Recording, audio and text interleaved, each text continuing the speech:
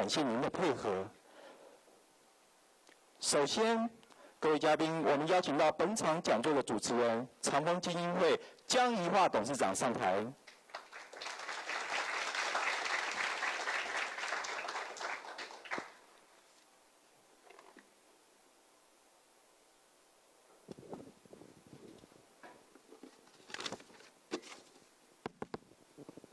各位女士、各位先生，大家好！非常欢迎，并且非常感谢各位莅临参加长风文教基金会所举办的第一场长风讲座。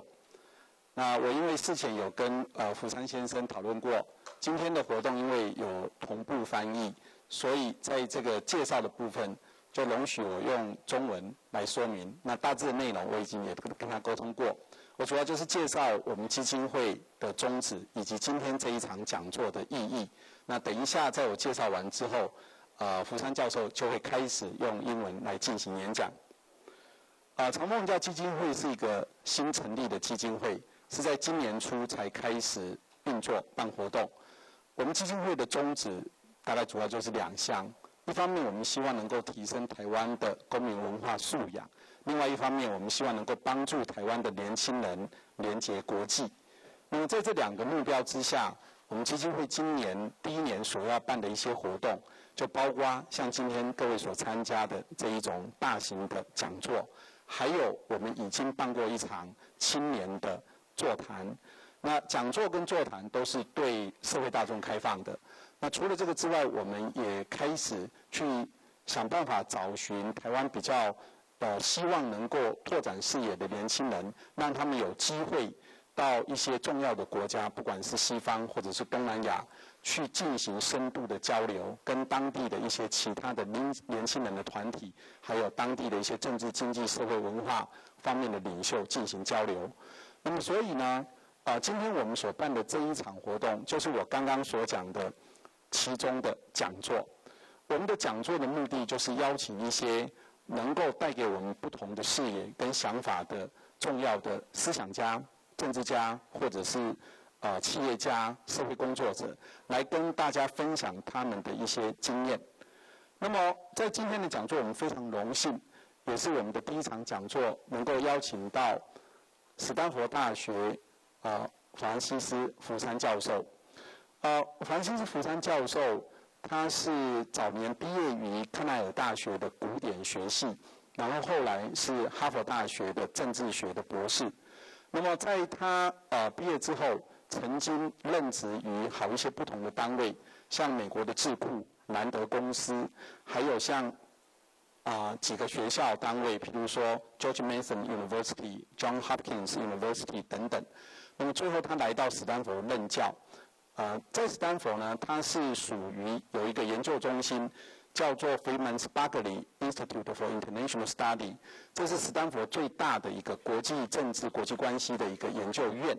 那在这个研究院，福山教授是担任资深研究员的工作，但他同时也是这个研究院下面有一个中心，叫做民主、发展与法治研究中心。那它的名字很长，叫做 Center for Democracy Development and the Rule of Law。我们常常在斯坦福的时候都把它简称为 CDDRL。那我因为去年在斯坦福曾经以访问学人的身份进修1年，所以有幸参加过这个中心的很多活动，也认识了福山教授。那么我们非常高兴能够邀请福山教授来到台湾，跟我们做他知识以及经验的分享。因为各位都知道，福山教授是享誉全世界的一个大师级的政治理论大师。他在很早的时候就因为发表了一篇论文，那一篇论文题目叫做《历史的终结》，而引起了极为激烈的讨论。后来这一小篇文章进一步发展成一本书，那本书台湾也有翻译，叫做《历史的终结与最后一人》（The End of History and the Last Man）。这一本书呢，到目前为止被全世界各地翻成的不同语文版本，大概已经超过20种之多。那这本书，我想在座很多的观众可能都是因为认识这本书而知道福山教授的大名。他在书里面主张说，人类的历史的一个发展，也许就会是我们已经看到的代议民主，再加上市场的资本主义市场经济。可是在这本书发表之后，其实福山教授陆陆续续又写了许多的书，在那一些陆续所写就的书里面，他慢慢对最早的那一本书的观点已经不断的在做修正。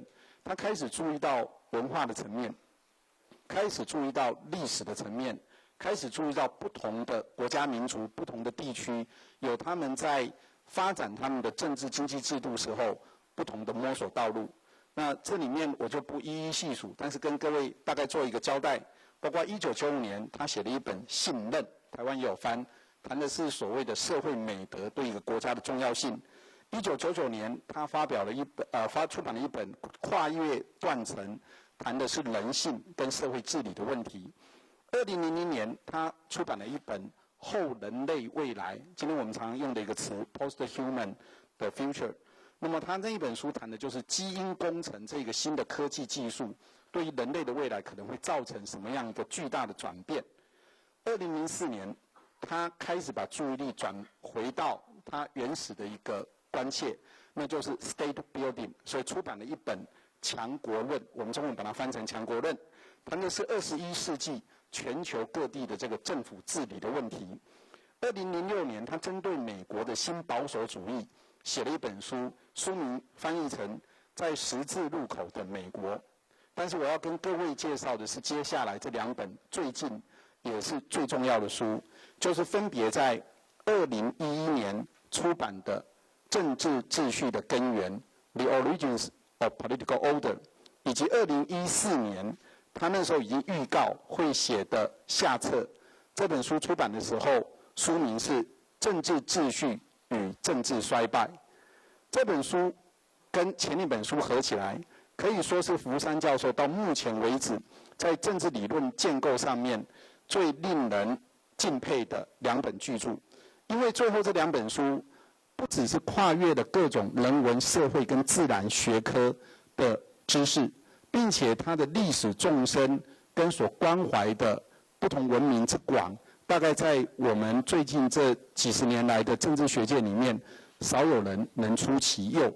可能也因为这些成就，所以福山教授在2015年的时候获得了一个非常重要的奖项，叫做 Johann Skytte Prize in Political Science。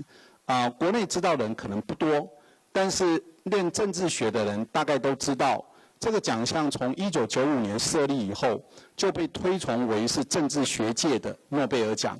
因为政治学界不像经济学有自己的诺贝尔奖项，但是最高的奖项、最高的荣誉，就是能够获得这一个荣誉的人，包括可能在座很多人知道的美国耶鲁大学的政治学教授 Robert Dahl， 他是第一个获得这个奖项的人，Juan Linz 是第2个。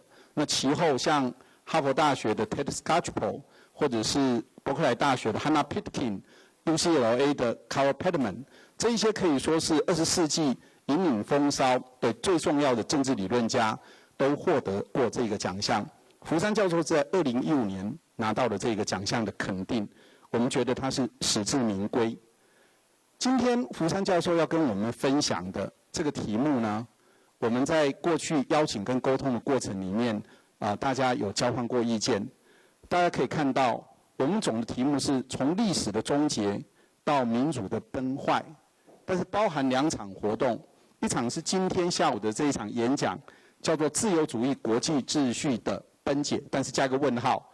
也就是说，到底以自由主义为基础所建构起来，大家所熟悉的这一个政治经济跟国际体系，是不是会随着最近这几年某一种右翼的民粹主义的兴起，在福山教授的用语里面叫做民粹国族主义的蔓延，而受到了终极的挑战。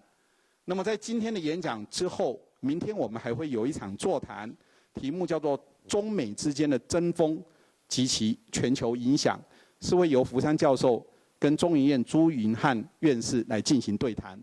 我们非常高兴能够请福山教授来跟我们分享他对于当前民粹主义泛滥情形的忧虑。从他最后那2本书所关切的重点，已经可以看得出来，福山教授认为，一个国家的政治治理要上轨道，必须有几个很重要的因素，不是只有民主的定期选举，也必须要有深厚的、广为人民所接受的法治的文化，还有就是必须要有很有效率的国家治理能力。那么在这几个方面，不管是引领风骚的美国或崛起中的中国，都仍然有所不足。那我们自己台湾的情形又如何呢？我们自己在过去这几年的民粹主义的政治风气似乎越来越普遍，就像我们在美国还有欧洲国家所看到的一样。我们心里有这个忧虑，我们也希望大家能够共同来思考，要怎么样让台湾的政治文化跟政治治理可以更上轨道。我们邀请了福山先生来跟我们分享他走遍全球各地以及长期思考阅读所获得的一些想法，也希望能够获得大家的共鸣。等一下的进行，我们大概前1个小时由福山教授进行演讲，演讲完之后我们就开放自由提问。那因为有同步翻译的关系，各位不管用中文或用英文来提问都很欢迎。现在就让我们以热烈的掌声欢迎福山教授。Let's welcome Professor Francis Fukuyama.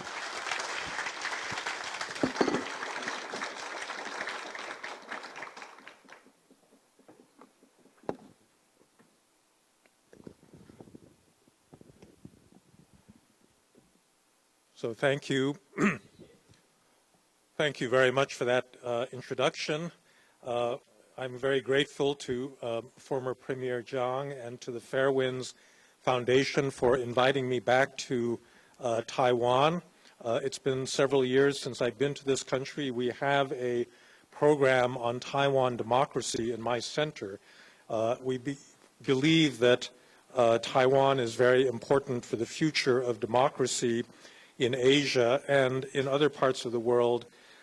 And that's why we actually pay a great deal of attention to what goes on this island. So I'm really very pleased to be able to see some old friends and to catch up. I think this is also a very important time in world politics because we seem to be exiting out of one period of global history and moving into another one. And that's going to be the topic of my talk today. The end of the, it's a question. It's a question of whether we are, in fact, at the end of a period of a liberal international order, which is being threatened by the rise in many parts of the world, including in my own country, the United States, by the rise of populist nationalism. So let me begin by talking about what the liberal international order was to begin with. That liberal order was a set of rules, international rules, that were designed to promote the movement of goods, investment, people, and ideas across international borders. It had a political and an economic dimension. The economic dimension had to do with institutions like the General Agreement on Tariffs and Trade, which evolved into the World Trade Organization, also regional pacts like the European Union, NAFTA, the North American Free Trade Association, and others that created an interdependent world of globalized business. The political dimension of that liberal order had to do with the security arrangements between the United States primarily and a series of allies around the world, the NATO alliance with Europe, the U.S.-Japan Security Treaty, the treaty with the Republic of Korea, and other alliances that underpinned, in a power sense, the open world that the United States was trying to create. Now, it is very important that American power was at the base of both the economic and the political liberal order. Without American power, this world would not have come into being. It was deliberately created after 1945 by American policymakers. It was in the interests of the United States, but I think it was something that could only have been put in place by the United States. There's a certain amount of game theory that suggests why this is the case. Liberal rules, international rules, are a species of public good. They will not be provided automatically by the international system unless there's a hegemonic player like the United States whose own self-interest is seen as being intertwined by the creation of these liberal rules. That hegemonic power is willing to accept free riding by other members of the system, that is to say, countries that benefit from those rules but don't contribute to their maintenance because it is in the interest of that large dominant country. And I think that was the situation of the United States. It was in the interest of the U.S.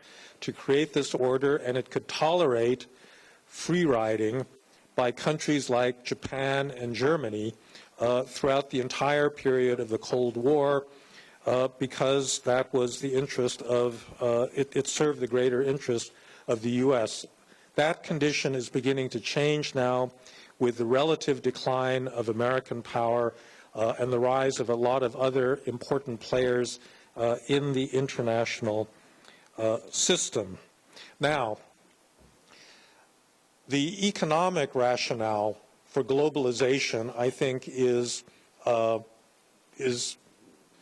something that you learn in any basic international trade theory course, and I think that it remains valid. That in the aggregate, if you have a liberal set of trading rules that reduce tariffs and other barriers to trade and investment, in the aggregate, everybody will be richer.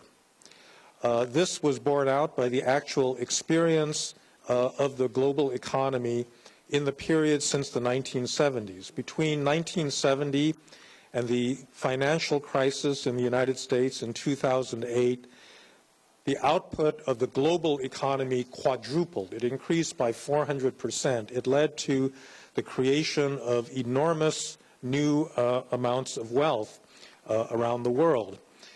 But I think the other lesson that you need to draw from trade theory is that the benefits of this economic liberalization do not accrue to everybody in the society. They accrue to the society as a whole, but there are winners and there are losers. And in particular, low-skilled workers in developed countries tended to lose employment even as middle classes rose in places like China and India. The usual prescription of liberal economists for this growth of inequality is that the winners from globalization needed to compensate the losers through various kinds of protection schemes, worker retraining, job and insurance, social policies of this sort. But by and large, those policies were ineffective in stopping the kind of massive job loss that occurred in older manufacturing industries throughout the Western world, and particularly in the most liberal countries in Britain and in the United States that embraced globalization the most fully. We saw a period beginning in the 1980s with the rise of Ronald Reagan and Margaret Thatcher in which the liberalization deepened because these two leaders were very vocal and articulate advocates of this liberal order, and as a result, trade barriers began to come down, the state began to shrink in many Western societies, but at the same time, a lot of the social protections that had been put in place by earlier social democratic parties began to erode. And the result was, I think, a large degree of inequality. You're probably aware of a lot of the statistics from countries like the United States where the top 10% take home a good 80% of national income, where the top 1%, in fact, earn as much in income terms as the bottom 25%. And so all of these are results of the deepening of that liberal order over the last 2 generations. And as a result, there's been a very large backlash, a political backlash against globalization, precisely from those older working classes that were not the beneficiaries of it. Now, I'm going to turn to the politics of the United States and the way that that has played out, because the United States was one of the promoters of this system, and in a certain sense, its society felt the effects of this liberalization the most fully. So, as you're probably aware, we had a very interesting election in the United States that brought Donald Trump to power last year. Donald Trump actually lost the popular vote in the United States by about 2.8 million votes. He won the presidential election in the Electoral College for a simple reason. He lost 3 important states, Pennsylvania, Michigan, and Wisconsin. He lost those 3 states for a simple reason. These were all northern industrial states that had voted very reliably for the Democratic candidate in the last several elections, going all the way back to the 1980s. Hillary Clinton was so certain that she would win these states that she did not even bother to visit Wisconsin once during the entire election. The margin of Trump's victory was only about 110,000 votes in those 3 states. So in other words, if 55,000 votes had switched from Trump to Clinton in Pennsylvania, Michigan, and Wisconsin, then Hillary Clinton would be the President of the United States. The reason that she lost those states was because they are precisely those northern industrial old manufacturing states that had been part of the Democratic Party coalition, but had switched over to the Republican Party because of those job losses. And so there's a very, very direct link between Trump's election victory and deindustrialization. That was the core of his support. During the campaign, he appealed to working class voters with the promise that he was going to restore the manufacturing economy in the United States. Now, I don't happen to believe that he's capable of doing that. I think that a lot of those voters are going to be very disappointed in his ability to actually bring their jobs back, but that was clearly something that was critical in his election success.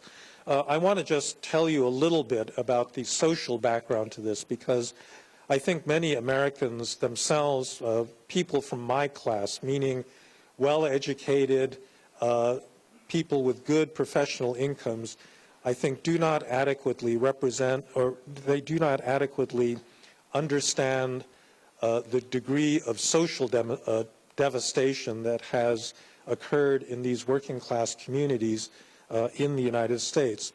There is, for example, a drug epidemic going on in these areas that has to do with heroin and opioid addiction. There's an amazing statistic that in the year 2015, about 650,000 Americans died of drug overdoses. In the past decade, male life expectancy in the United States has actually dropped.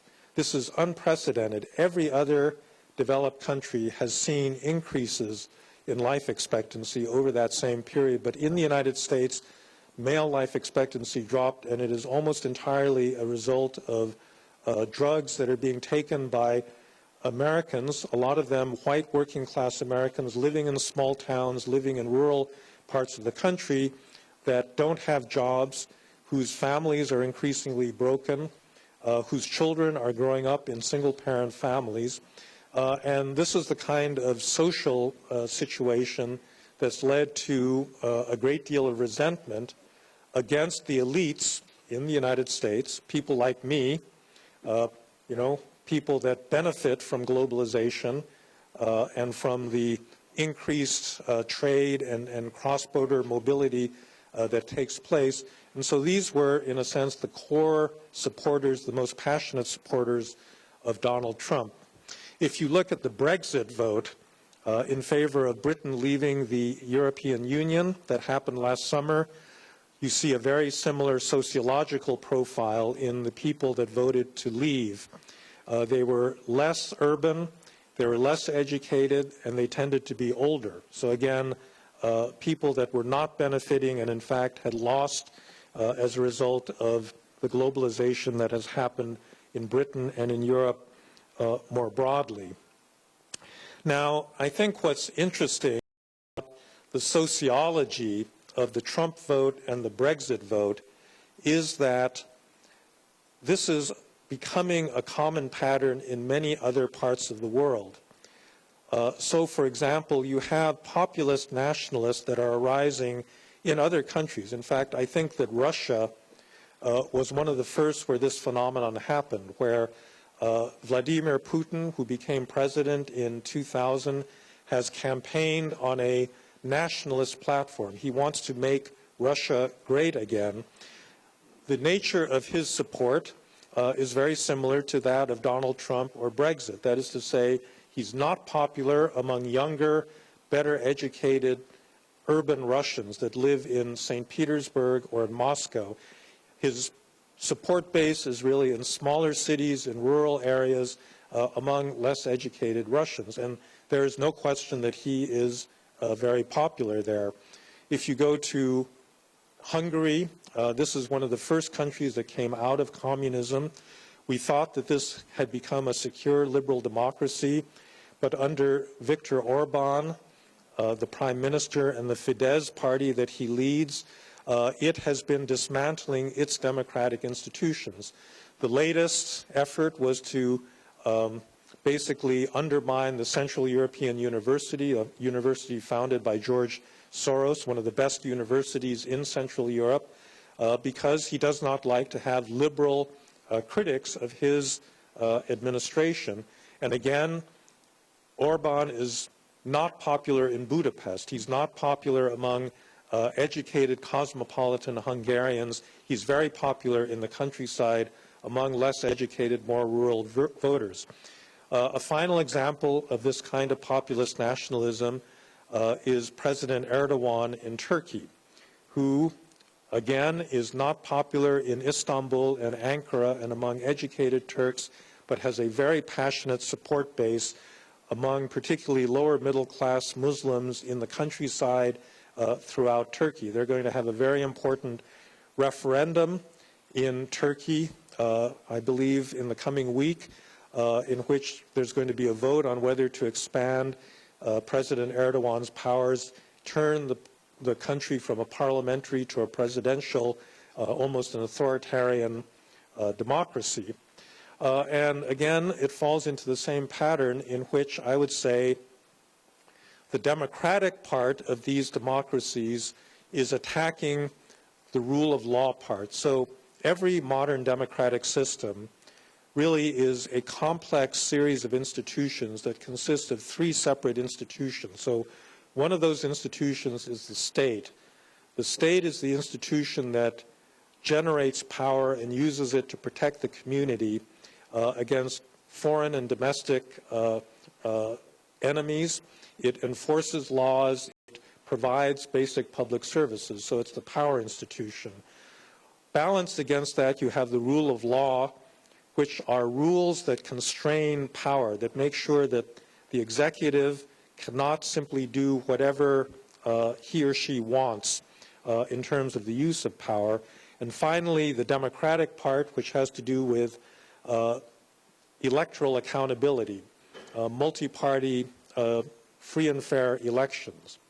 And really what's happening in Russia, in Hungary, in Turkey, and now I would say in Britain and in the United States, is that populist politicians are using their democratic legitimacy to attack rule of law by dismantling the protections that exist for the free press, for independent institutions like central banks, for any form of opposition so that future elections will not be decided on a level playing field.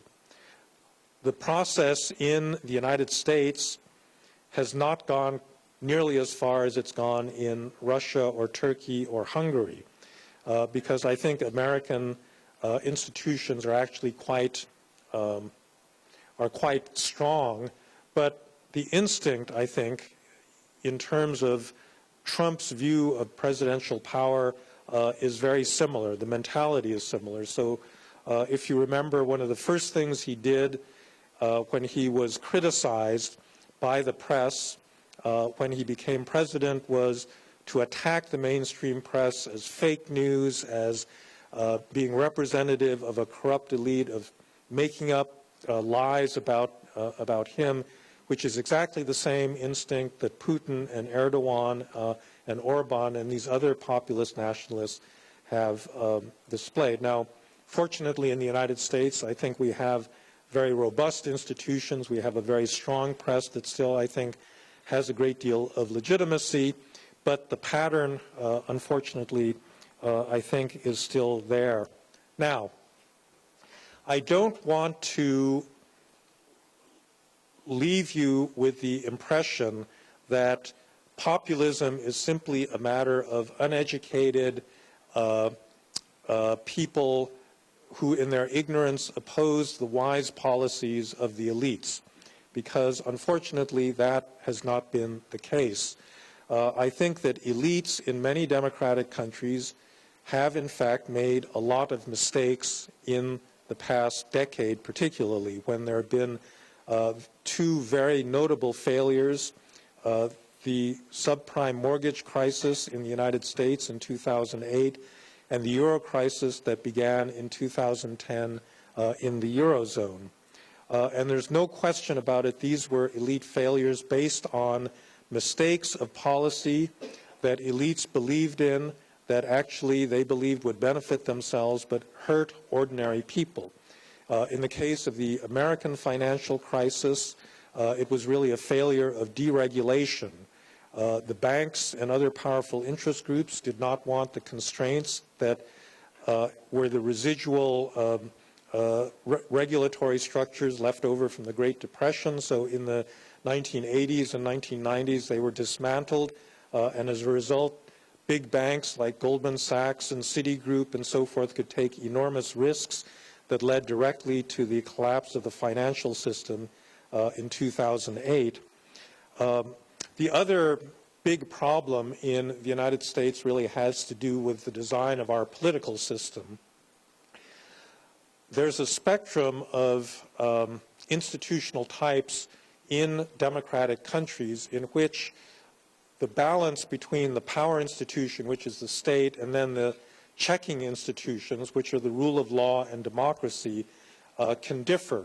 And the balance in the United States has, right since the beginning of the American Republic, been very much in favor of the institutions of constraints. That is to say, we have very strong rule of law, and we have, of course, very vigorous democracy.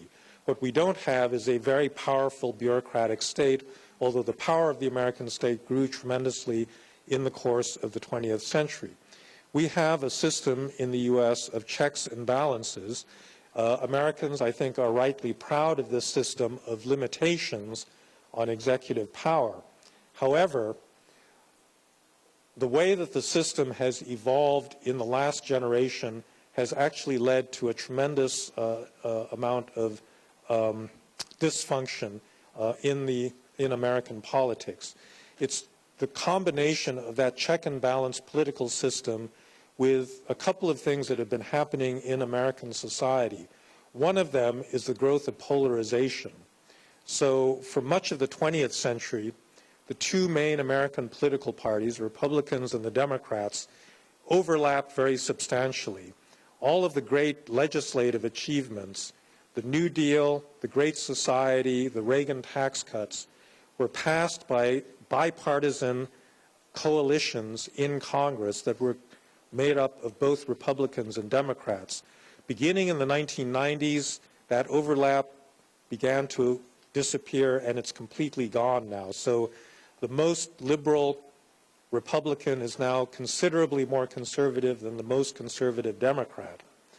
People increasingly choose where to live based on their political preferences, whether they're red or blue. You have colors in this country as well for your political parties. In the United States, people choose to marry, or they want their children to marry, much more according to whether they're a Republican or a Democrat than whether the future husband or wife is the same race or the same religion or anything else. The partisanship has become very extreme, and there's also been a growth of money in politics. There's probably been an increase of an order of magnitude in the amount of money that flows into American elections over the past generation. So you have this combination of extreme polarization, very powerful and well-organized interest groups, coinciding with a check and balance political system that spreads power out in the system very, very broadly. And the result is something that in my last book I labeled vetocracy, meaning rule by veto. The American political system makes it very easy for well-organized minorities to veto action by the entire political system, and as a result, the decision-making ability of the American system has really ground to a halt. So, for example, Congress has not passed a budget under what it calls regular order, which is a set of rules that Congress itself developed for passing budgets. It hasn't done this in about 20 years. We've had several government shutdowns. Every year there's a big crisis over whether Congress is willing to raise the debt limit, basically to pay back its creditors. And this is not good practice. This is not the way a democratic country is supposed to fulfill its most basic duty, which is to pass an annual budget. There are many other examples of this. Tax reform. The United States has a very high corporate tax rate. The nominal tax rate is about 35%, which makes it one of the highest in the OECD. This is offset by a 10,000-page tax code that gives special subsidies and exemptions to various small interests. And every tax expert, whether Republican or Democrat, agrees that they ought to lower the nominal rate of taxation and get rid of the great mass of all of those subsidies. Congress cannot do it because all of the powerful interest groups that negotiated those subsidies in the first place can veto action by the whole. So Donald Trump wants to do tax reform. He wants to carry out something like this, effort to lower the corporate tax rate. I will bet anybody in this room that it is not going to happen because of the way that our political system is organized. It's too easy for a powerful interest group to veto action by the whole. And I would say, by the way, your system in Taiwan is beginning to look, increasingly like the American system. It's a problem in quite a number of democracies. I think it's true in Japan, which requires a high degree of consensus to do anything. It's true in Italy. It's true in India in a big way. And in all of those cases, this inability of democratic political systems to make difficult decisions because of these institutional obstacles to decision-making has produced a popular demand for a strong man, somebody that will cut through all of these obstacles and get something done.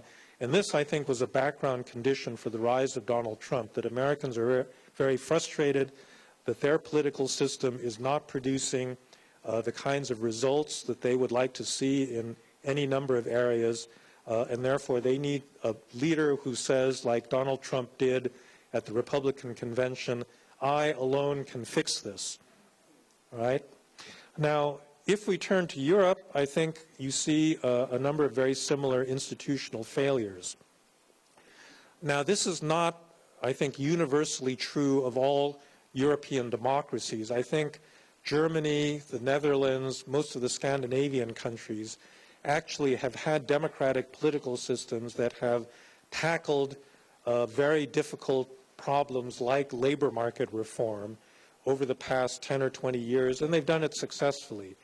But the European Union as an institution, I think, is way too weak and therefore has led to a major crisis of legitimacy for the EU as a whole. The first of these big mistakes was the euro itself, the creation of the euro. Many economists at the time the euro was created said that if you have monetary union without a fiscal union, over time this is going to lead to big imbalances and a big crisis, and that's exactly what happened in the case of Greece. That crisis has been pushed under the rug. It has not been solved. It has not been solved, and it's going to come back, to undermine the financial system in Europe over time. The second big institutional failure in Europe has to do with the Schengen system. The Schengen system is a system of free internal movement where any member of the European Union can move freely to any other member state. Now, the problem with the Schengen system is that you cannot guarantee free internal movement of people if you cannot secure the outer borders of the Schengen zone as a whole, and this the European Union has failed to do. It became evident during the Syrian migration crisis when 1 million Syrians left Syria basically and tried to get into Europe. There was no way to keep them out of Greece, which was the main entry point, and from Greece they went through Eastern Europe to Germany to Sweden to other countries in Northern Europe, and the Europeans discovered that all these people were in the EU and they actually had no way of tracking them or knowing even how many of these people were there. It produced an enormous right-wing political backlash from Europeans that felt that their countries were being swamped by Muslim immigrants. I think that fear was overstated, but it was a real one, and it was the result of a poorly designed system of border control. And again, that is an institutional failure that the Europeans have not addressed.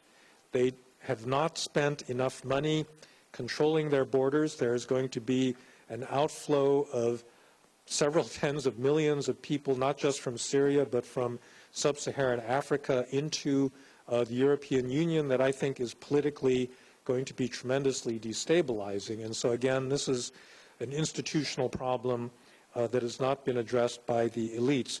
The final issue I would point to is the question of identity.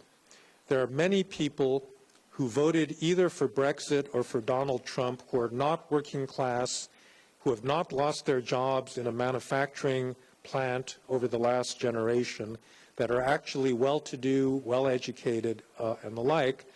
And part of the reason they voted the way they did was that they see their communities filling up with people that speak a different language, that have very different customs, that do not accept, in many cases, the basic terms of citizenship in their countries. And this has produced a big reaction. Many people, myself included, are quite comfortable living in a multicultural society. I mean, look, my own family emigrated to the United States from Japan 100 years ago, and so I have a big stake in, seeing America as a multicultural society, but I think it's not surprising or unreasonable that people don't want to lose, the culture of their countries, or they don't want to see it changed in what they feel is an uncontrolled way. And so I think a lot of the de facto shift into multiculturalism has produced a nativist backlash on the part of white Europeans and white Americans saying, well, look, aren't we a minority also in our own country, and don't we have rights? And why is it that only, non-white people are privileged by the government and the beneficiaries of various social programs and so forth? Again, this is a complaint that is very much overstated by the people on the right in the United States, but it is definitely a factor that is driving this populist vote. Now, I want to turn to Asia, because Asia is not, I think, part of this trend that I just described towards populist nationalism. Asia is suffering from many of the same economic dislocations as Europe and the United States in terms of manufacturing job loss. Even China today, I think, has maxed out in terms of manufacturing employment and has been losing, because their wages are increasing, they've been losing employment to lower labor cost areas like Vietnam or Bangladesh and so forth. There's been major crises in a lot of older, heavy industries in this part of the world. Last year, the South Korean shipbuilding industry suffered a huge set of bankruptcies and setbacks. Here in Taiwan, I suspect you're all familiar with that. So the economic conditions for this kind of backlash exist in this part of the world as well. But I don't think that you've seen the same kind of rise of this right-wing, anti-immigrant, nationalistic populism here that you do in Europe or in the United States. The populism exists, but it's mostly been mobilized by traditional left-wing parties. If you look at Europe, there's a difference between Northern Europe and Southern Europe. So in Southern Europe, in Greece, in Spain, in Italy, you still have traditional left-wing parties, and displaced workers continue to vote for those left-wing parties. In Northern Europe, you get right-wing, anti-immigrant, anti-European Union populist parties where the right mobilizes and captures the support of these less well-to-do workers. Asia as a whole is more like Southern Europe than it's like Northern Europe. So in Korea, you're probably going to see the election of a new president from the Minju Party, which is the left-wing party. Here in Taiwan, the Populist Party is really the DPP, and so forth. In China, you actually have a kind of populism under Xi Jinping. He has been undertaking a massive anti-corruption campaign which is aimed at the existing elites in the Communist Party.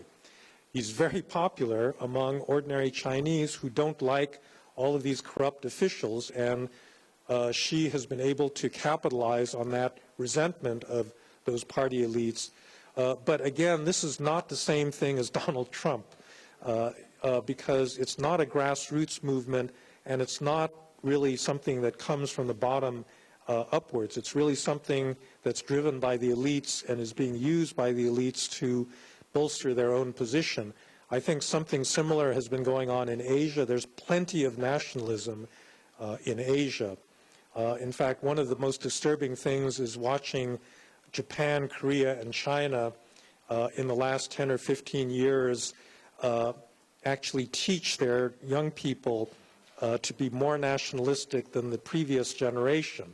But again, this is not a grassroots movement so much as something I think that's been deliberately manipulated by the elites in those countries to bolster their own legitimacy. And it's really quite different, I think, from the sort of uprising of right-wing nationalism. But the final and most important difference, I think, between Asia and Europe or the United States is immigration.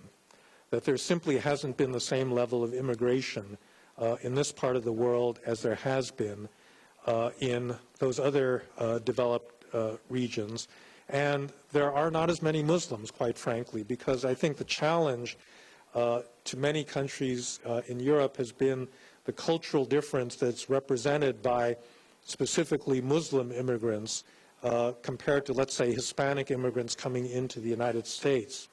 And where there has been Muslim immigration, as in Myanmar, you are getting a big nativist reaction from the Burmese Buddhist community. So that, I think, explains why Asia is different. By the way, I don't think that Asians should sit back and be self-satisfied about their reluctance to take immigrants, because you may have noticed that almost every country in Asia, including your own, is suffering from an incredible demographic crisis because of low birth rates. One of the big advantages, I think, that the United States has is because of our high rate of immigration, our population is actually still expanding, and we are going to get economic growth from population growth, into, I mean, it's going to end eventually, but it's going to continue for some time whereas this part of the world is facing a kind of unprecedented decline in working populations. We can discuss in the question and answer period why that's the case, but I'll leave that for later. So to conclude, when we think about the future of the liberal international order, it's clear that there are really big threats. Liberalism has been under attack domestically and internationally from many different sources. Some of them are overtly authoritarian, like the Chinese government, that never pretended to be particularly liberal and wants to promote its own form of authoritarianism, or Vladimir Putin's version of Russian authoritarianism.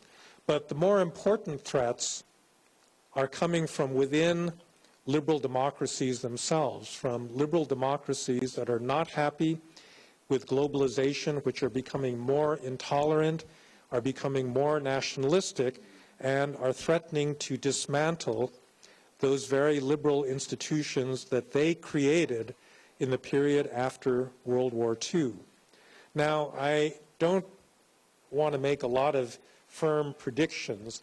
I would say now that we're about 70 days into the Trump presidency, I actually am a little bit relieved because he's reversed himself on a lot of the really, I think, absurd things he said when he was a candidate. So he's not going to label China as a currency manipulator. He's going to keep Janet Yellen on as the head of the Federal Reserve. He thinks that NATO is actually worth something and not an obsolete institution. You know, it doesn't look like he's going to launch a trade war with China anytime soon, so he may end up being a more conventional politician. However, that doesn't mean that there's not going to be a great deal of damage done in the process of his evolution as a politician, and that comes in several respects. First of all, he's triggered responses in other countries. So there are a lot of mini Donald Trumps arising in different parts of the world that are using his populist techniques to get votes and, win political power for themselves. In foreign policy, I think this is an area of tremendous danger because you have an extremely inexperienced and unknowledgeable president who has put together an administration that is not well staffed. The senior people, like the Defense Secretary, the Secretary of State, the National Security Advisor, are all competent people, but they have very little support underneath them, and they also express opinions that are at variance with those of the president. And so it's very difficult to really understand what actual American policy is. I would say that in international affairs, credibility is really the coin of the realm for both friends and enemies. People have to know that if you say, we're not going to let North Korea get a nuclear weapon, I think both the North Koreans and everybody else, the Japanese and everybody else in the region, has got to know whether you mean that seriously or not, and whether you're going to take real measures, to stop them. And from this administration, it's very, very difficult to know what it is they really mean or how they plan to carry out some of the things that they have apparently promised. I think in other respects, there's a more subtle kind of threat going on in the world. I've been arguing for some time that one of the big dividing lines in the world now is less between democracies and authoritarian regimes than it is between modern impersonal countries and ones that are highly corrupt. In a certain sense, the problem with Putin's Russia is not that it's not democratic. I have no doubt that if there was an election, a free and fair election in Russia tomorrow, that Putin would be reelected as president because he does seem to be extremely popular. What Russia represents is not a failure of democracy, it's really a failure of a modern state. because he's running a kleptocracy, meaning the regime is a group of insiders who exploit their political position for their own self-enrichment. There's a very amusing film that you can watch on YouTube by Alexei Navalny, this anti-corruption campaigner, about Prime Minister Medvedev. Go ahead and Google it on YouTube. It's already gotten like 20 million views. It's one of the reasons that there are all these anti-corruption demonstrations by young Russians a couple of weeks ago in 99 Russian cities. It's unbelievable. It's unbelievable the amount of wealth that has been sucked out of the system by the elites in that system. And I think that that is one of the, the biggest issues, is this decline in the quality of government as a result of just gross political corruption. And unfortunately, that's, I think, one of the precedents that our current president in the United States is setting in terms of his personal wealth and his unwillingness to disengage his personal family interests from that of his position as a public official. The final issue I will leave you with is the question of technological change. In Silicon Valley, where I live, it's very common to see self-driving cars out on the street. And in the United States, there are about 3.5 million truck drivers and probably a comparable number of taxi and limousine drivers.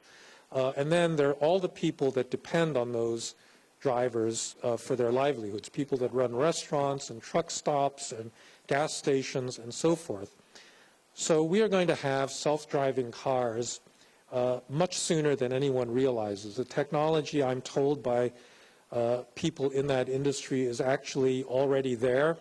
The main problem is getting the regulators and consumers to recognize that these are actually safer than human drivers. So what's going to happen to the livelihoods of all of those people who drive vehicles for a living once self-driving cars become ubiquitous? What are they going to do? What other forms of employment are they going to find? I think that that technological challenge is the thing that is going to confront every politician in every country as we go forward. And unfortunately, I have not heard very good solutions being put forward by policy experts on how to solve this problem. The usual answer given by economists is retraining. You have to educate people, push them into higher skill categories, and obviously that's something that every country needs to do. But there's a limit to how many jobs you can create. You cannot take a 55-year-old truck driver and retrain them as a computer programmer, a graphics designer, or a political commentator or whatever. It's simply, I think, beyond the capacity of our educational systems. And as long as that's the case, I think a lot of the economic discontent that's driving this surge of populism is going to be a factor in all of our countries. And that, I think, is kind of the central challenge that we are all going to have to confront if we are going to maintain this liberal international order that I think overall has been of great benefit to all of us. So with that, I'll stop talking, and thank you very much for your attention.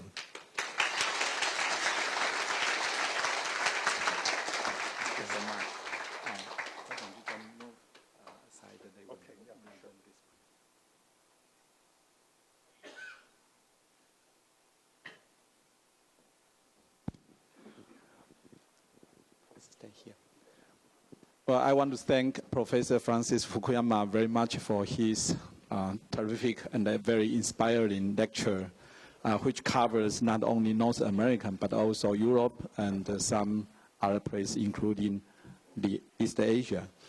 I think what we are going to do in the following 55 minutes is to open the floor to take questions.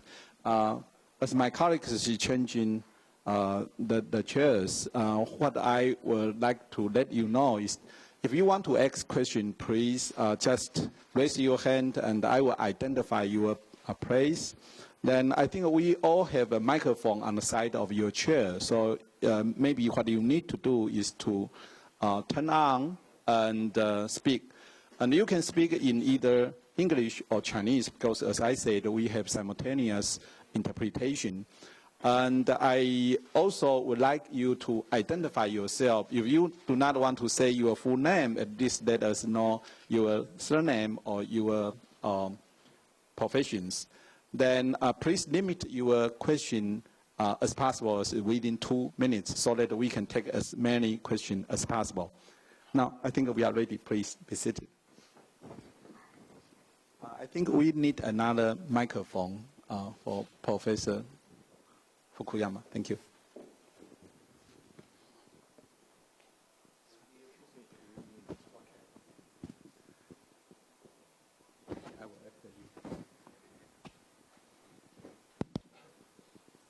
Okay, now the floor is open. I think Professor Fukuyama is ready to take any questions. Okay, please, Professor Wu.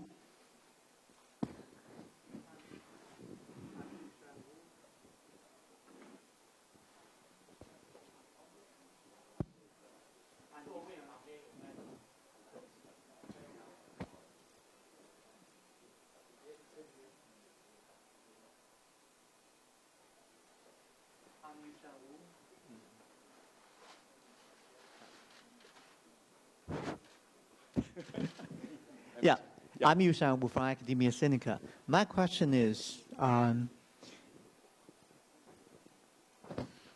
do you think this crisis of the fall of the international order, is that an unprecedented event or that it actually has happened in history? The reason I'm asking this is because Barry Buzan, a very famous international relations scholar, he mentioned in a keynote speech in Taipei that what we are witnessing is a completely unprecedented unfolding of history, that we are entering a post-liberal international order. Now my question is, it seems to me that what we are seeing today is quite similar to what the world looked like in the 1920s. Namely, we had a major economic crisis followed by worsening dispersion of income, and a lot of people are suffering from their economic starvation, etc. And then the right-wing political leaders, parties, and regimes are somehow providing an outlet for popular anger towards the outsiders, so that you have the rise of those right-wing authoritarian forces, leading finally to a world war. So what we're seeing is actually a 2007-2008 economic crisis followed by an economic situation that is really pretty bad, and then the political backlash that seems to be providing those right-wing politicians and regimes a wonderful opportunity to unleash popular anger against the foreigners. So do you think what we are seeing today is a repeat of history or something that is completely unique? Well, I agree that this is, it's not unprecedented.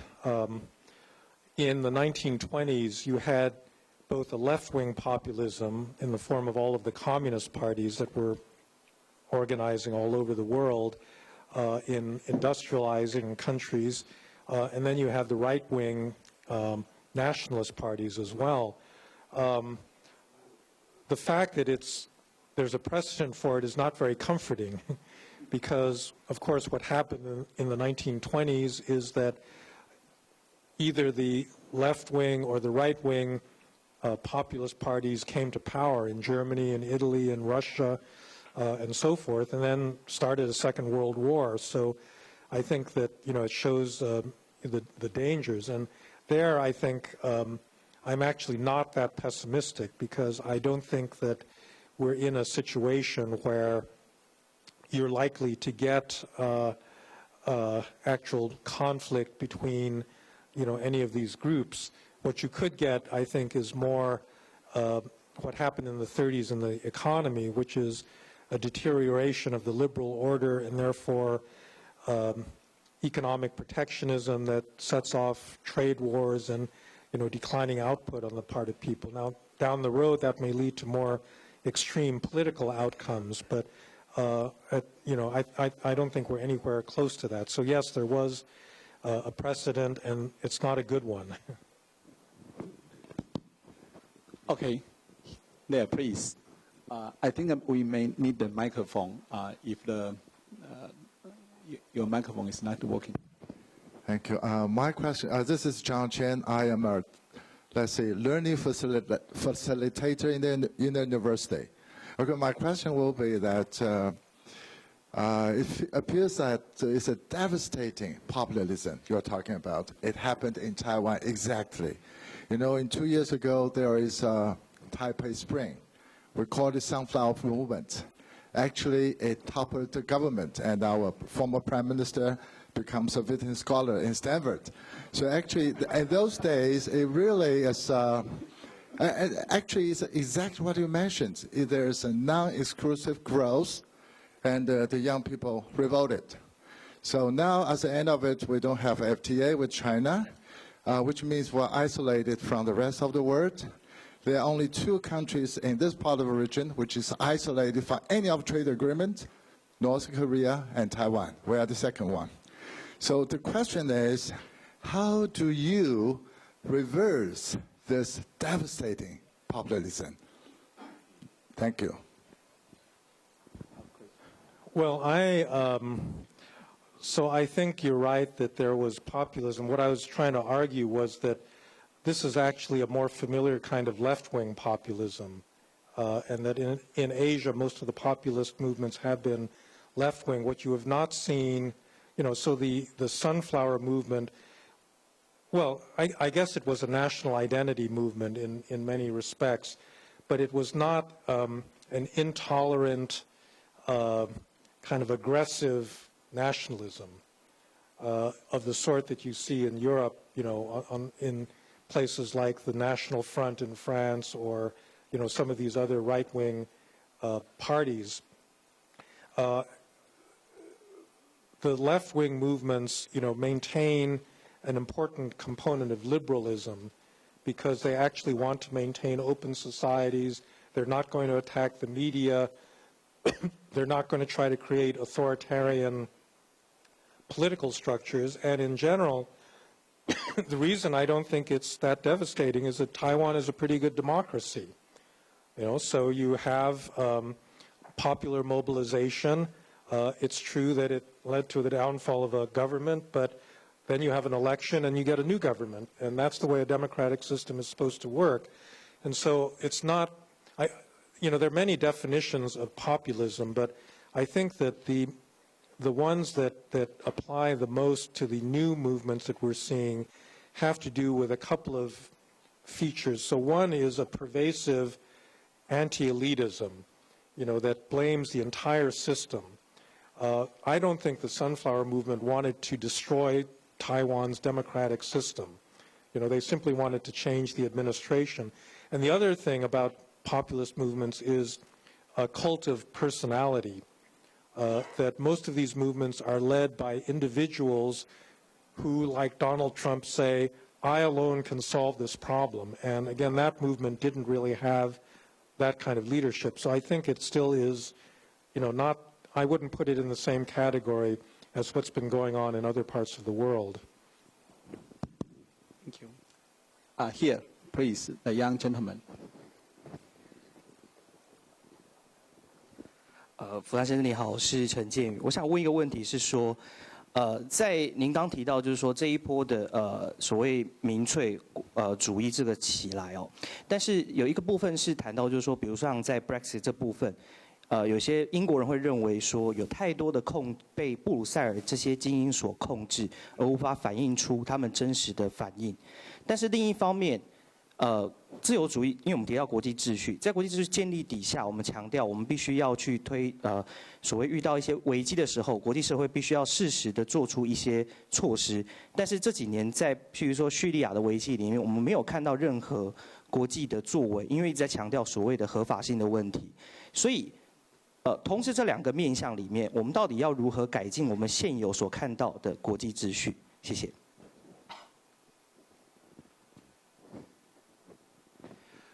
So that's, I think, a really key question, and I think that one of the things that has to happen is the elites themselves have to understand that they have to fix some of the basic problems that they created that are driving the populism. So, for example, in Europe, I think they need to solve this question of the external borders, which in practical terms means that the Germans have to basically provide the money and the resources to Greece and Italy to help them secure that southern border. They're not doing that right now. The Germans have really not stepped up to it. I actually think the Germans also have to ease up on their demand for austerity on the part of the Greeks, because there's just no way that Greece is ever going to repay the debt that it has. In the United States, I think that actually we have a lot of illegal immigration.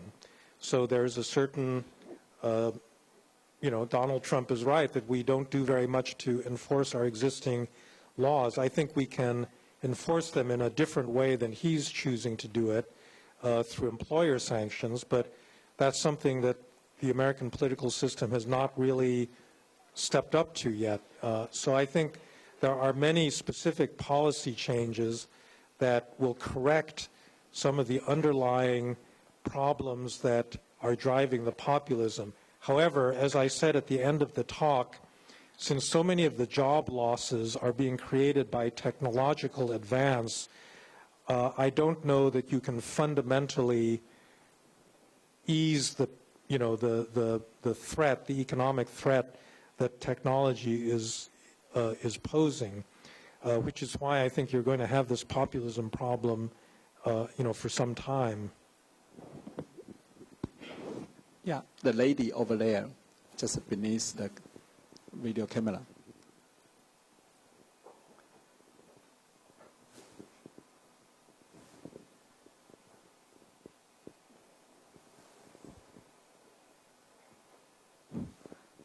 Ms. Professor Fukuyama, you mentioned a few times about multiculturalism, with some experts predicting that WASP is going to represent a minority in the States. So coming back to multiculturalism, with the States being the largest lab on Earth, what do you think the future impact would be? And the second question is the self-driving car. I'm surprised to hear that the U.S. government hasn't done anything yet. It sounds scary. Thank you. Do you mean the government should stop it? So the question of multiculturalism is very complicated. I'm actually writing a book on this subject now, so maybe you should invite me back to Taiwan in about a year to talk about this.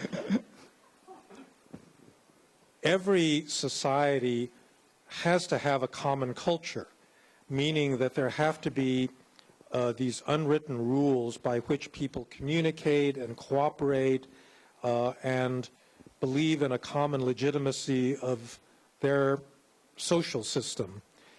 But that does not have to be linked to a specific ethnic group or race or religion. And so I think the task for a modern democratic society is to create a common set of rules, cultural rules, that will permit de facto diversity in their citizens. Now, I actually think that the United States does a pretty good job at this. It's pretty good at assimilating people that are not white European, descendants of white Europeans, into its society. making them feel like they're full Americans and making use of their talents and so forth. Silicon Valley is a great case of this. There are forms of multiculturalism that are very destructive, that where you really cannot run a society. So, for example, the worry in Europe now is that you've got these extremist Muslim communities that really do not accept the basic cultural tenets of a liberal society, particularly with regard to women. They don't accept, female equality, and therefore will never really become fully assimilated into the cultural norms of that society. And that's a very serious problem where I don't think you can, whether you can actually assimilate that kind of population, I think is one of the big challenges that Europe is facing right now. So you need some degree of cultural uniformity, but it has to be one that accommodates the de facto diversity of actual modern countries. On the self-driving cars issue, the only solution really that the U.S. government could take other than regulating it and making sure it's safe, which is what they're doing now, is to try to ban it. But they're not going to do that. How can you ban self-driving cars? And as a result, you're really not going to stop the threat to low-skilled jobs that the self-driving car represents. Even if a politician wanted to ban a self-driving car, I don't see how they're going to do it because the technology is going to be developed in one place or another. If not in the United States, then, in China or Japan or maybe here in Taiwan, and it's going to go ahead, I think regardless.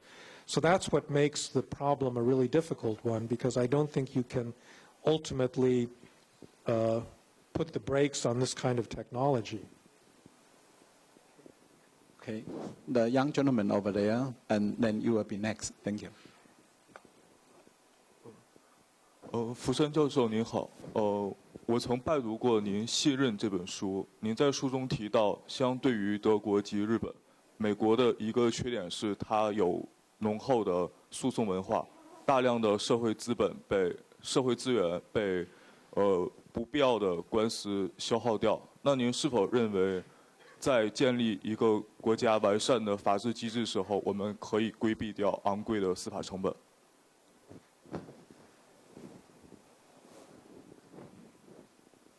Yes, you can.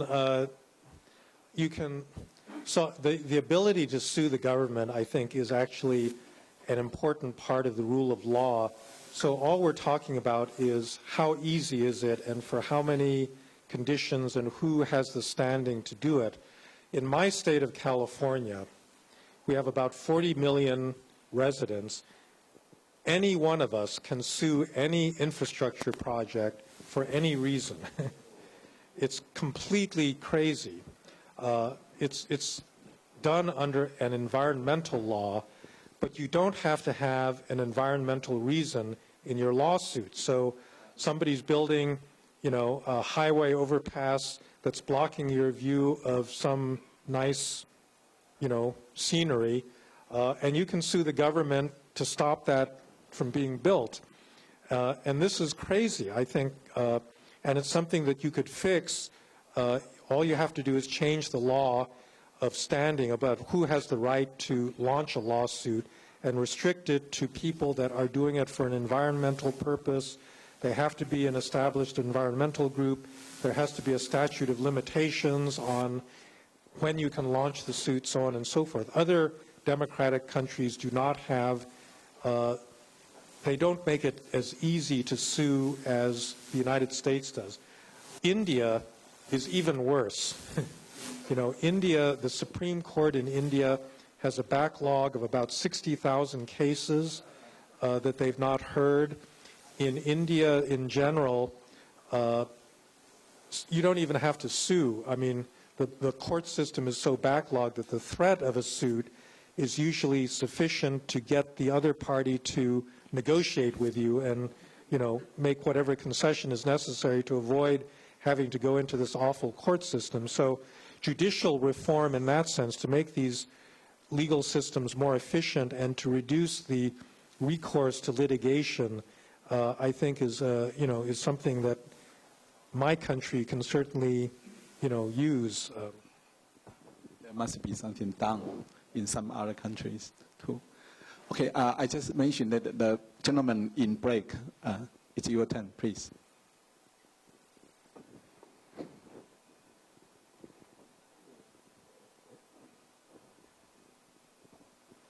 福山教授你好，我想请教你一个问题，是这样的，刚刚你有所提到是说，在科技的演变当中，像现在的全球互联网络的一个高速发展，在每一个社会运动当中都有互联网当中扮演一个非常重要的作用，像是台湾的太阳花学运，然后像香港的雨伞革命，再到像前一段时间南韩的朴槿惠下台的民众示威当中。互联网在当中都扮演一个非常重要的作用，但是互联网网络这一块领域，对于很多国家乃至于现代政治而言，它还是一个比较空白的一个区域，在一个资讯已经变得较为由原来的垂直变成平行，然后民众之间的交流也非常接近的一个状况之下，那未来政府会怎么应对这个更为自由的一个资讯，以及民意的更直接的一个反扑呢？谢谢。That's actually a very important topic that I didn't address in my talk, but maybe I can say something about it now. When the internet started in the 1990s, everybody, myself included, were very optimistic that this would be very good for democracy because information is power, and if you give more people access to information, it's going to empower them to participate and defend their rights. And I think that that part has proven to be true. So you're right that many of these social movements have been vastly improved and helped by the existence of social media. But I think what we've seen in the last year with the Russian effort to interfere in the American election is a dark side of the internet, that the internet has removed all of the gatekeepers, fact checkers and editors and people that were responsible for guaranteeing a certain level of quality of information. And as a result, it's very easy to disseminate false information. And so we saw a lot of that going on in the American election, where conspiracy theories and just outright false factual information was being passed around, and then it would become viral, and everybody would see the same, accusations.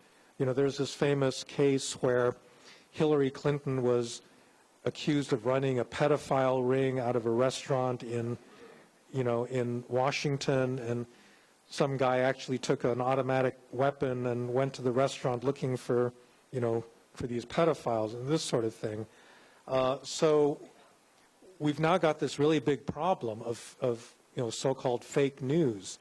And countries like Russia have gotten very good at using this to weaken people's belief in the legitimacy of their own governments and institutions.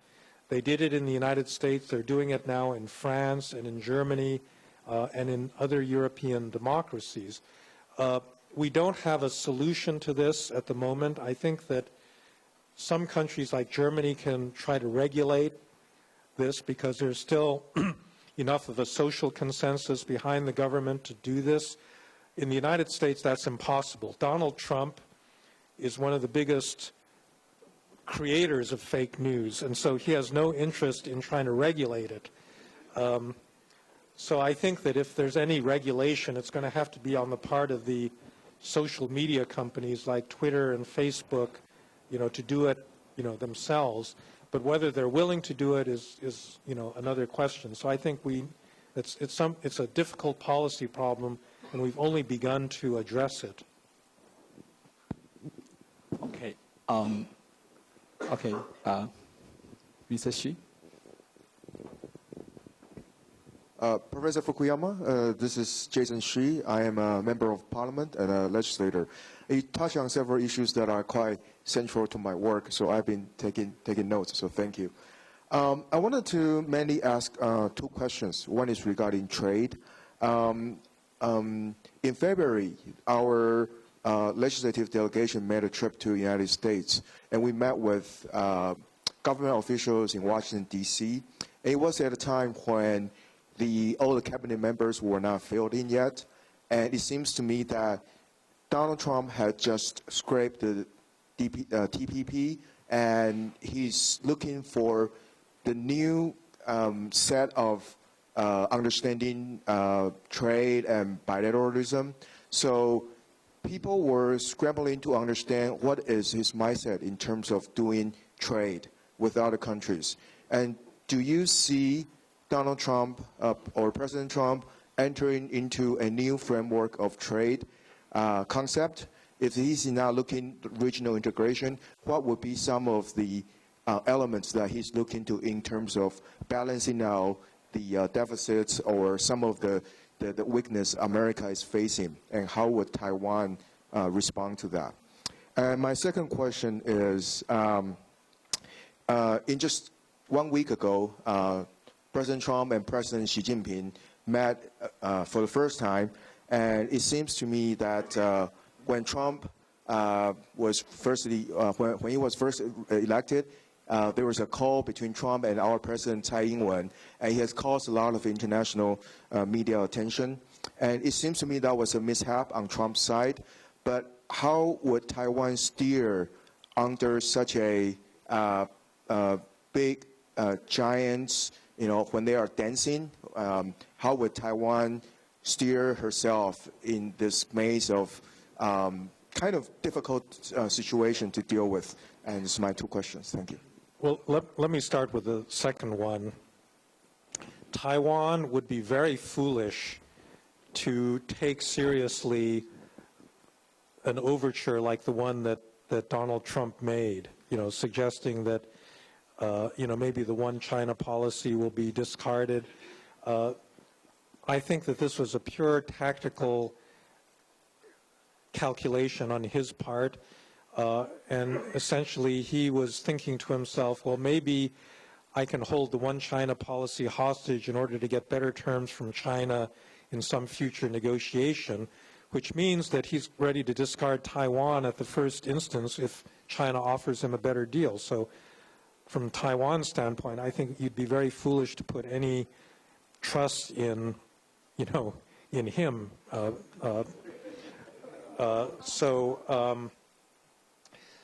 On the bigger question of what he's going to do, it doesn't look like he's going to do much, because I think that, first of all, he's surrounded himself with all of these advisors that I think understand pretty well the nature of global supply chains and how difficult it is to really undo NAFTA or WTO rules or any of these things. And so I think he's probably, my guess would be that he will try for a few symbolic victories. So, and there's some specific areas. So, for example, he's wrong that China is right now holding down its currency. They've been doing the opposite, but they did this in the past, and they've been dumping steel. One of his big advisors is the CEO of Nucor, this mini mill steel producer, and it's not just Donald Trump. I mean, almost every European country thinks that the Chinese are dumping steel on the international market. So there are specific areas where he could get very tough with China to get a very specific concession that would not involve rewriting the entire trade regime, but could actually, bring some benefits. My hope is that that's what he'll end up doing, and I think that his advisors are probably going to push him in that direction. Okay, I would like to give priority to this area. Is there anybody? Thank you. Mr. Chen? Thanks, Albert Chen. Thanks for the very stimulating presentation. I'm curious about two questions. First, how liberal, on what extent on what basis and to what extent can we really describe the current international system as liberal? I think that's the basis for the whole argument. And second, you talk about the major threat is the rise of the populist nationalism. But I think one major distinction should be made from the past time when nationalism dominated the political agenda. When that time we know that nation as an imagined community dominate how people identify themselves. But nowadays, to the greatest extent, what we observe is that even the rising populist nationalism never attract the majority of a nation, any of the nation. On the contrary, it's listed. It have to compete with other forms of identities, such as diasporic identity, multicultural identity, cosmopolitanism, and so on and so forth. I think one major issue is the rise of social media, which makes the mass media. We know that the foundation for nationalism is the mass media experience, but nowadays it's imperial. Nobody really, most of the advanced democracy don't see the mass media play a very important role nowadays. So I think the role of the rise of the social media should be put into the picture of what you just described. Thanks. Well, your last comment suggests that actually the nation state is not going to be the basic unit, that social media is going to disintegrate the nation state into, smaller groups. And to some extent, that's happened already. So in the United States, compared to when I was a child, there is much less of a sense of national purpose, of common citizenship. This is partly what I was referring to with the rise of polarization and partisanship, that, if you live in rural Alabama or Louisiana, it's like you're in a completely different country from San Francisco or New York or Chicago. And the social media actually permits even more specialized, forms of community that have a kind of atomizing, impact on what people hold in common. However, I still think that nations are going to be very important, if only because of language. That nations are held together as linguistic communities. I think that it's very hard to transcend some of those boundaries and really feel a lot in common with people with whom you don't share a common language. I think that there's still mass media, despite the rise of social media, that tends to give people living in the same country a certain common sense of identity. And I think because power resides still at a national level, I don't think that that's going to disappear quite so easily, although you are going to have these breakaway movements like Catalonia or Scotland or, these other regional kinds of groupings. With regard to the question of how liberal is our liberal order, it all depends on compared to what. It's much more liberal than the kind of system that existed in the 1930s.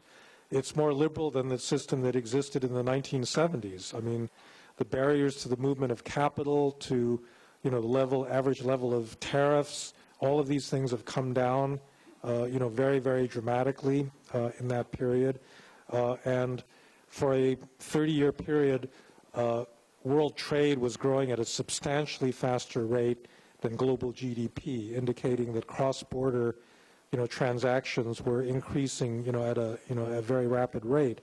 All of that's slowed now, and so now I actually think that the rate of the growth of trade is actually equal to or even below, GDP growth. So we've obviously come to an end of that period. So, but things are without question more liberal than they were 30, 40 years ago.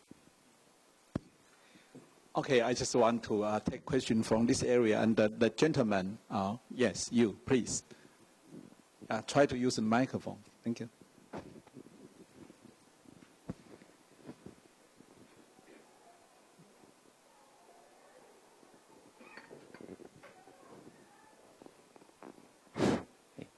Thank you so much, Professor Fukuyama, for your talk. I'm Abraham Gerber with the Taipei Times. I want to go back to the issue of vetocracy in the United States. So you maintain that vetocracy or gridlock is a major problem that undermines the legitimacy of the American political system, that increases the appeal of a potential strongman figure. And then the solution that you propose is a stronger bureaucratic state. Now my question is, how do you strengthen the state by establishing a stronger bureaucracy without making it more vulnerable to manipulation by some kind of a strongman figure? Because as soon as you start to remove some checks or constraints, theoretically, you're also potentially making the system more vulnerable to being hijacked or used in ways that can serve to further undermine liberal norms. How do you strike the right balance? So ever since Donald Trump became President of the United States, a lot of people that were worried about gridlock and divided government are all of a sudden really in favor of checks and balances because they want to make sure that Donald Trump doesn't do anything damaging.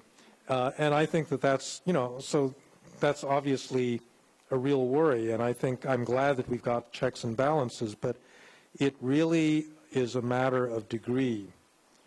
And we can actually eliminate a number of checks. So let me give you a very concrete example, which is the filibuster.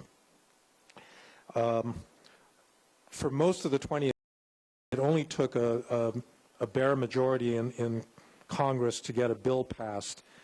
For the last 15 years or so, the filibuster has come into play for routine legislation, meaning you had to have 60 votes in the Senate to get anything passed, meaning that a 40% minority was sufficient to veto any measure. And as a result, when Obama was president, there was something like 60 federal judges and another 60 ambassadors that were being held up in the Senate because they could not get confirmed.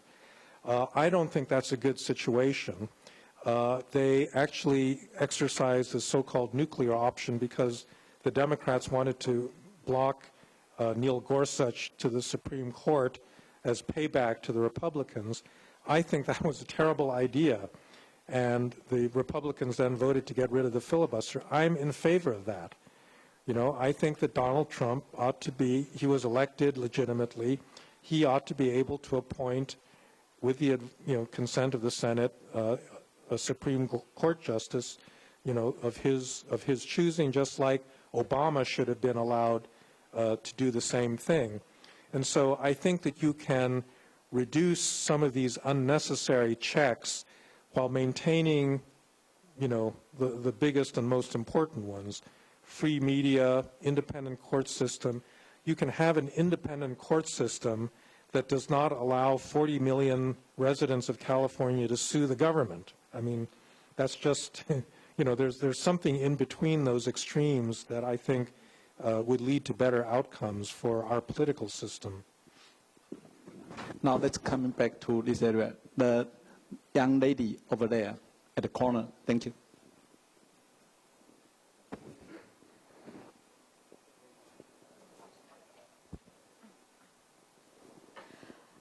Hi, Professor Fukuyama. This is a reporter from Commonwealth Magazine. And I'm going to ask about current events. So I'm wondering, could you comment on the recent emerging allegations that the alleged chemical attack by the Assad was merely a pretext to attack Syria? And if it was the case, I'm wondering, could you comment on the possible reasons behind a false flag operation, or the reasons behind such allegations? Thank you. I don't know. I don't put a lot of credence behind a lot of these conspiracy theories that this is all staged as an excuse to attack Syria. I think that, Assad has got a pretty bad track record, and I think it's very likely that he's responsible for that. I think Trump's response, there was a political element in it because he wanted to show he's not Obama, and he did that, pretty effectively. Whether it was in the end going to be an effective policy, I have my doubts. But I really don't think that you had to invent, this attack simply as an excuse to attack Syria? We have many hands. The lady first. 谢谢。教授，谢谢您的演讲。我是谢敏珊，然后我是台大政治系的学生。然后我今天想要请问一下，就是比较是有关于世代认知差异的问题。因为我们知道，就是自由主义之所以会衰退，然后民族主义兴起，是因为在这个制度底下有所谓的受害者的出现。然后想请问，就是我们现在台湾年轻人或者世界各地的年轻人，可能就会面临到这种现况，就是当我们想要进去这个制度的时候，可是这个制度已经被一些就是已经被一些人就是先把好处都拿光，可能我们会认为有相对的剥夺感。然后在我们这个世代，可能有更多的社群媒体的一些就是社群媒体的一些讨论之类。那请问您认为就您的观察，就是我们这个世代认知的差异会对于未来的政府造成一些什么样的危机，或其实这是一个政府所要就是面对的挑战，跟这其实是一个转机呢？谢谢您。Generational gap. Mm-hmm. Well, it's neither a threat nor an advantage, but it's a reality that every generation has a fundamental set of experiences that then shape the way that they look at reality, for the rest of their lives. And I think that can be good and it can be bad. So in the former communist world, a lot of people who grew up under communism, well, actually, maybe there's a more relevant example. So, and we were discussing this at lunchtime today. In China today, the generation that grew up under the Cultural Revolution, I think were so they were so tormented by that experience that they were the ones that then facilitated the opening up of China under Deng Xiaoping and the whole kind of set of liberalizing reforms, because they didn't want to have to live through the Cultural Revolution again. They didn't want to see a single leader get that much power. Now what's happening, I think, in China is you have a whole generation that's grown up after the Cultural Revolution. They didn't experience that. And in a certain sense, because they weren't taught by their parents' generation about the realities of the Cultural Revolution, they can even feel nostalgic for the days when there was more equality and you didn't have all these rich, people, corruption, so on and so forth. And that's a case where actually I think generational change has had a kind of negative effect, because the younger generation are more susceptible to, a strongman leader, doing the things that Mao Zedong did, whereas their parents' generation were kind of immunized from that because of their personal experiences. Sometimes it can be the opposite. Sometimes people will hold on to old beliefs that are really not very functional, and you have to literally wait for them to die off before you can get real social change. So I think it works in both ways, but it's absolutely the case that generational change is important. When I was writing my book on biotechnology, I'm one of the few people that actually is not in favor of life extension. I actually think that there's a good reason why, in human evolution, you have generational turnover, because you wouldn't have social adaptation if you didn't have generational turnover. So I'm all in favor of, well, I won't go there. It gets a little... Okay, the lady first, then the gentleman. Okay.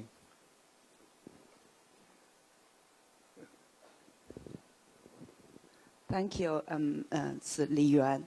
I'm wondering, China now is the second biggest economy in the world, and it has a lot of money to buy all kinds of things around the world and give loans to many countries and make investment in the US, Europe, everywhere. And at the same time, it's an authoritarian regime and is very good at using the internet to monitor its people and all these things. And I'm wondering what kind of impact China's rise will have on the liberal international order. So I think this is going to be the topic of that, tomorrow's dialogue. So welcome to join us tomorrow. Yeah, I mean, I've stayed away from this, a lot of the international dimensions of this because it is going to be the topic of our talk. So I invite you to return tomorrow afternoon and we'll go into the greater detail. Yeah, that's true. The young gentleman over there, yeah, you are the next.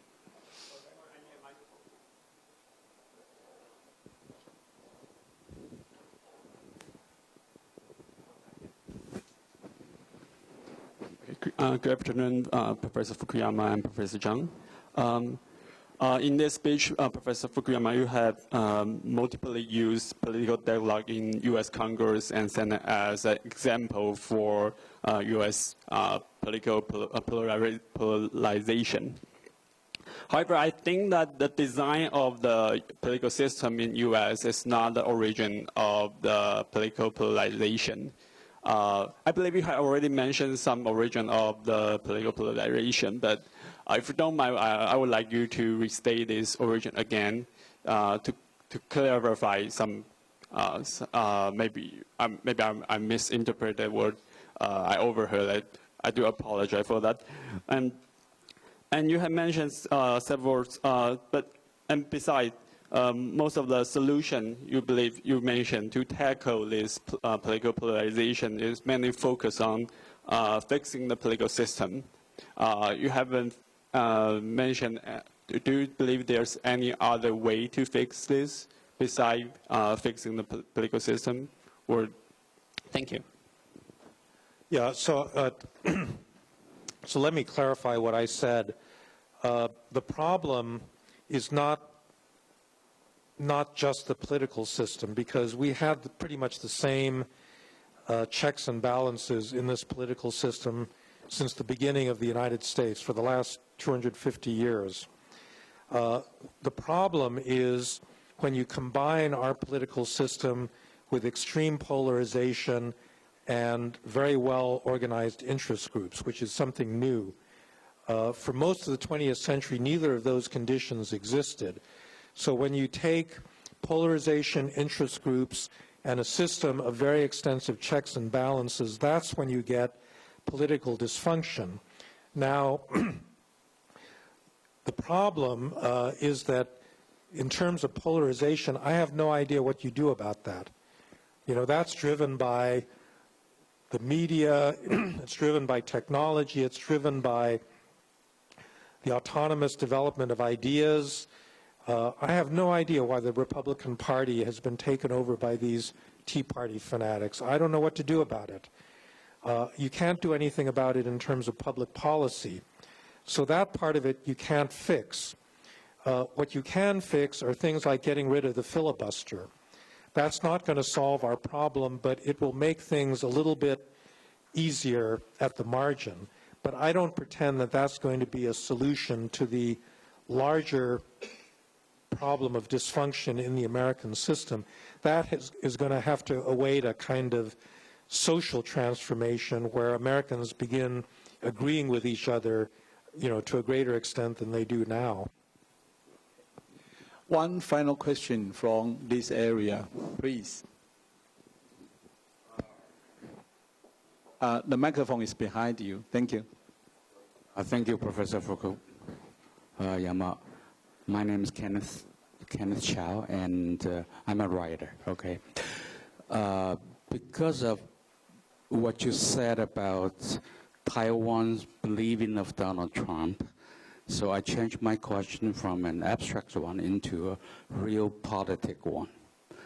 Do you have any objection to the statement that describing Mr. Trump as the president for the last 40, the U.S. president for the last 40 years, who is most likely to trade off Taiwan with China in the name of American interest? Do you have any objection to that statement? Where comes the statement? Well, So Donald Trump prides himself as a deal maker. So I think that that's why people think that he may be willing to contemplate that kind of a trade. I think, however, that that's where the American system is going to prevent him from doing it, because Taiwan has a lot of support in the U.S. Congress. And I think members of his own party are going to be the first people to object to some kind of a deal at Taiwan's expense. So I wouldn't worry about that. Okay.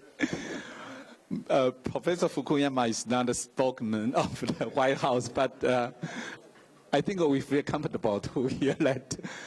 I would like to thank on behalf of the Fairwind Foundation again to Professor Fukuyama for your very, very extraordinary, inspiring lecture. And as we said at the beginning of our introduction, there will be another event which will be a dialogue between Professor Fukuyama and Professor Zhu Yunhan tomorrow afternoon from 2:30 to 4:40, the same place. So even if you did not register for that event, you are welcome to come, because I think we have plenty space to accommodate every audience. So would you please join me again to give Professor Fukuyama a big hand for his speech.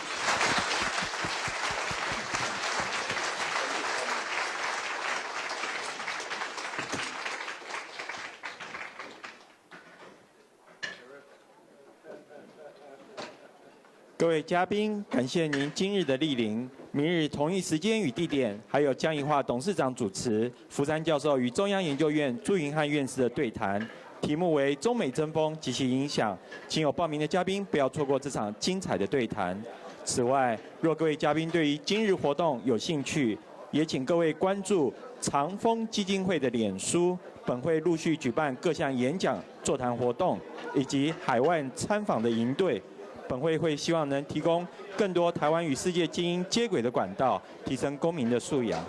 目前，长风基金会也在征集志工，欢迎有兴趣的朋友一起加入我们的行列。